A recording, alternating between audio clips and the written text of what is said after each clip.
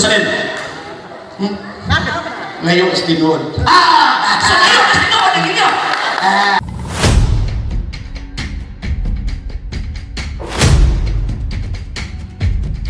Lalo na kung tanan. Sa St. Luke, Pinuhatan, tanan. Okay, sunod sa ka. St. Luke chapter Okay. 24 verse 47, sa Jerusalem nagsugod ang iglesia. Okay. Kining the voice of triumph Immunity Church of Jesus Christ. Asa nagsugod? Sa Malumon, sa Langani o sa Jerusalem? Ang pagtulunan sa Voice of Triumph gikan sa Jerusalem. Wala ko na panamutan na gikan mas sa Jerusalem. Ay, sa Jerusalem. Kung panutan na ka na, existito ng iglesia. Brother, magbuto mo na kung answer. Namin ang inaw, sila na namin hukom. Klaro ba? Klaro ba na ang question?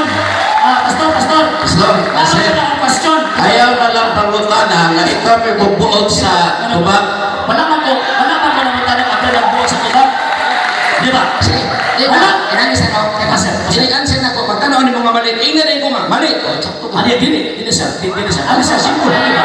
Wala man ko namutan na, patayin na ko ba? Ang akong pangutana about the church, wala pa ko namutan ng doktrina. Okay. O yan ang maabot natin ha. Kanang pagpagpag ninyo, okay kayo na. Ano man tungod kay, gusto mag-ibig nyo ilihis ko ba? Ay, kita pwede ilihis ko rin. Walang bawal ang history.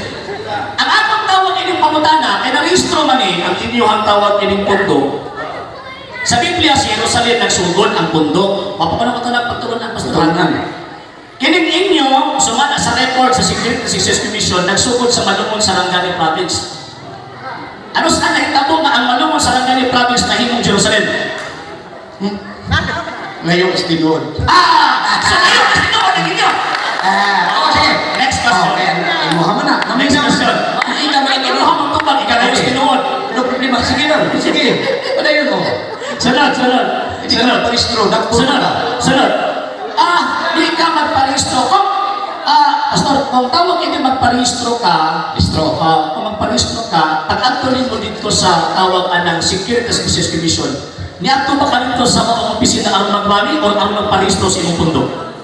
Iparehistro ang pangalan sa pundo para di dapon kaawal kung di ka magparehistro. Kaya iparehistro man ang mga gitawag mong pundo, kinsin na buta mga founders ka na dito. Di ba uyong ka mga nabuta ng mga founders, kato responsable ng parehistro? Huwag man po mangutana ang munisipyo kinsa inyong founder. Anong ibutama po namo? Di incorporators na kanino. Ayaw sa ang ibutang sa tawagan ng information data sheet, incorporators, ibig sabihin mga founders, nag-fill up din huwag mong kabalos ikipilakan. Ay, search, may makapusa. Search na kinsa founder. Ang USA sa Coastal Church sa founder. Okay.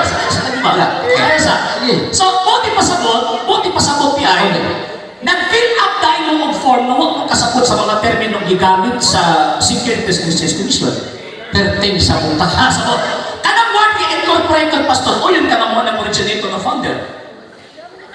Kasa mo po lumabasa na kumabasa ka, ikaw ng originator. Incorporator kanino? Pastor, naroon may mga edukado din Ay, no problem. Binato ka kay... Ano may mga edukado? Di ko mahadlok. Kay ako sige. Kinasing-kasing man. Yan mo, yung tikabin di man ikaw, di po na po. Sabihan mo na. Sa hindi pa po nakapag-follow sa mga pages po natin, i-follow nyo po yung mga pages po natin. RJ Horolanciano II, TV Apolia Punto Argumento page, Kuya Apologies TV page, and RJ's Vlog 2022. And pwede rin po kayo mag-send po dyan ng Facebook stars. And also, sa ating po mga channels, sa hindi po nakapag-subscribe, i-subscribe po ninyo yung mga channels natin, The Lay Catholic, Apologies International Official, RJ Sano II TV, Kuya Apologies TV, and Barrio Kawayan Religious Forum. And pwede rin po kayo mag-send po dyan ng super sticker, super chats, and super thanks. And maraming salamat po sa mga kapatid at mga Katoliko na always pong tumutulong sa programa po natin. Maraming salamat po. Nang dahil po sa tulong at suporta po ninyo, ang programa pong ito, until now, andito pa rin po sa social media. And until now din po, nangangailangan pa rin po tayo sa tulong at suporta po ninyo dahil wala po kayong magagawa rito mga sir, mga ma'am, kung wala po yung tulong at suporta po ninyo. Sa gusto pong tumulong, sa gusto pong sumuporta, pwede po ninyong ipadala ang tulong at suporta po ninyo sa pamamagitan po ng ating mga account numbers dyan po sa ating pong screen. And pwede nyo po kaming i-message sa ating pong page kung via remittance po yung papadala po ninyo. Maraming salamat po in advance.